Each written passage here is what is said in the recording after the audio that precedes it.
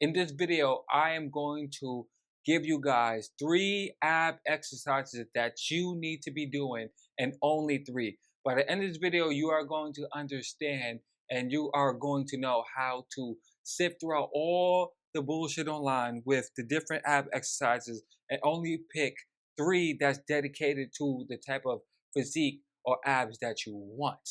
Now, before I get into that explanation, I need to say one thing, and your genetics play a big part in if you can even get abs or how lean of an abs can you get. And what I mean by this is some people have more fat cells to where they get to a lower level of body fat and their body doesn't want them to sit there because they have more fat cells within them. So if they try to diet down and get to 13-12% body fat, it's going to be difficult, and their body is going to make them more hungrier to eat more because they have more fat cells and their genetics aren't really good for getting lean. Then you have people that can sit at a lower level of body fat with ease because their genetics allow them to. They have less fat cells within their body, so they're able to get a six pack or have a six pack or have a lean six pack. And it also affects how lean of a six pack can you get. And it's because someone like me, I don't sit really well, like my body doesn't really sit well at a 10% body fat. I'm going to be hungry all the time. My body wants to sit out at a higher body fat percentage. So if or when the time that I got to 10% body fat, I was just hungry all the time, and my body just fed me a bunch of hunger signals to eat more, to raise my body fat percentage to around 12%, which is very comfortable for me to sit at between 12 to 15. So genetics play a big role into if you can get a six pack or how lean of a six pack you can get. So the next thing on the list is now six pack is made out of 3 areas, right? Like a full complete six pack. 9 times out of 10, when somebody sees somebody with a nice six pack, it's because they have all 3 of these areas developed within their six pack, right? So it's the obliques, it's the upper abs, and it's the lower abs. And all together, when you have a well developed upper abs, lower abs, and obliques, you get this whole picture of an aesthetic abs that is very pleasing. Because if you only have the upper abs developed, it's gonna look weird. Or if you have the lower abs, you have the upper abs developed and you don't have the lower abs developed or the obliques developed, it's going to look incomplete. So we want to develop all 3 of these specific areas. Now, each one of those areas has a specific ab workout that stimulates it the best, because that ab workout has a specific rotation that activates that muscle fiber the best and stimulates it during that workout. So when it comes to picking ab workouts, we don't want to pick 3 ab workouts, but they're all dedicated towards the top abs, or pick 3 ab workouts that's dedicated towards the lower abs, because now we're neglecting the other parts of our abs. So we want to pick workouts that each and every one of those parts of our abdominals is developing. So as we're losing weight and we're in that calorie deficit and we're dropping our body fat percentage, we are going to have a full picture of the abs that we are building with underneath. So now let's get into some rotations. Now for the development of the lower abs, you want to pick ab workouts that bring your legs towards your torso.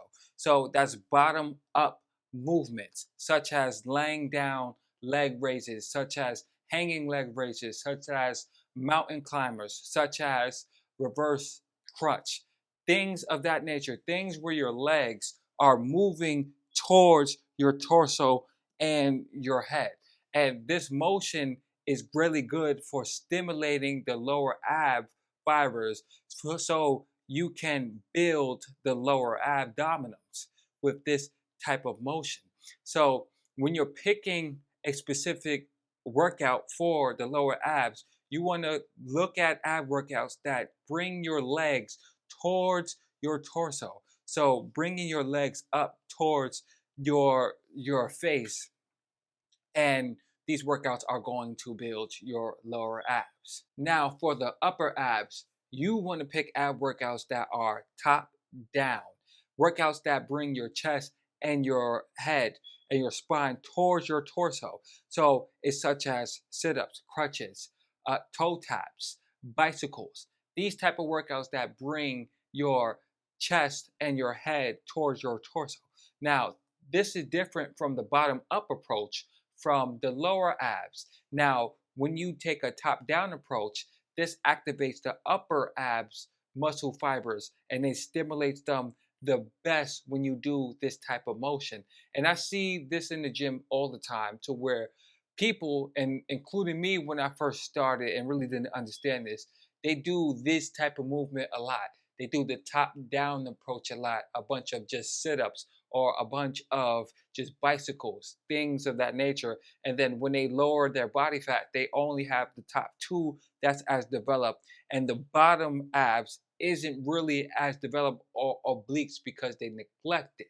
So adding the lower abs with the upper abs is going to give you the full-on six-pack when you're face to face with somebody and they can see all of the development from the six-pack that you have, whether you have a six or four pack, but it will be fully developed. So now, to take your abs to the next level, you want to add in a twisting motion. And what this twisting motion does, it allows you to develop the obliques. Now, these are exercises such as Russian twists, such as choppers. Now, these exercises target the obliques by twisting and adding a lot of tension on your obliques to build them. And what this does is this gives you a more fuller aesthetic physique, because you can have the top abs developed or the bottom abs developed, which is no problem. But when you have those obliqueries, you don't see that all the time. You don't see that all the time when people have the obliques. Now, you don't have to be completely shredded, right? You don't have to be completely shredded, but you can get to a point to where your obliques are like popping out, and they just add the extra seasoning on top of your six pack.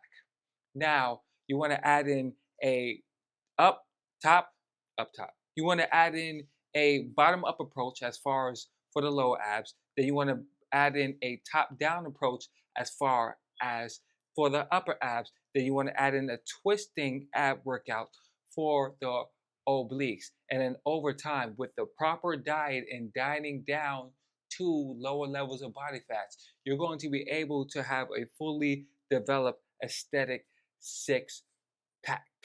So now, I hope this video was helpful, and I hope I cleared up and you are less confused on what ab workouts to do, and I made it simple for you. And dieting is important. Again, dieting is important.